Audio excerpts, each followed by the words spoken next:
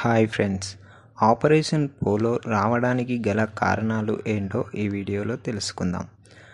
అయితే 1946 మార్చి 16న British cabinet machine భారతదేశంలో పర్యటించి భారతదేశంలోని పరిస్థితులను అధ్యయనం చేసి సంస్థానాలను భారతదేశంలో విలీనం చేయాలని సూచిస్తుంది.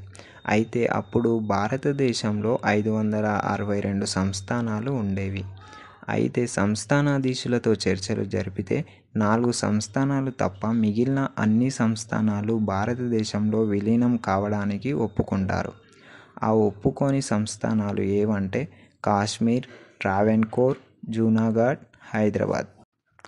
అయితే తరువాత కొన్ని ఒప్పందాలతో హైదరాబాద్ తప్ప మిగిలిన 3 సంస్థానాలు భారత్లో విలీనం అవుతామని ఒప్పుకుంటాయి.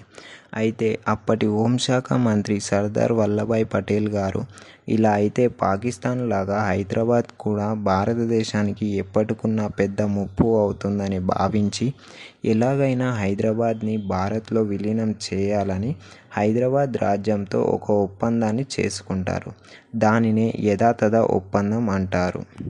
అయితే అందులోని అంశాలు ఏంటంటే హైదరాబాద్ రాజ్యం భారతదేశానికి అనుకూలంగా ఉండాలి.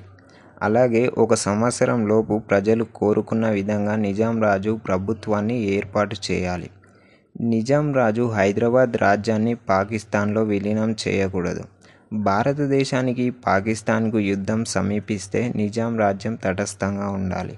హైదరాబాద్ రాజ్యంలో భారత కరెన్సీ చెల్లుబాటు అవుతుంది. హైదరాబాద్ రాజ్యంలో బ్యాంకులు, ఇన్సూరెన్స్ కంపెనీలను ఏర్పాటు చేసుకోవచ్చు. హైదరాబాద్ రాజ్యం యొక్క విదేశీ వ్యవహారాలు, రవాణా, రక్షణ శాఖలు భారతదేశం యొక్క కేంద్రం ఆధీనంలో ఉంటాయి.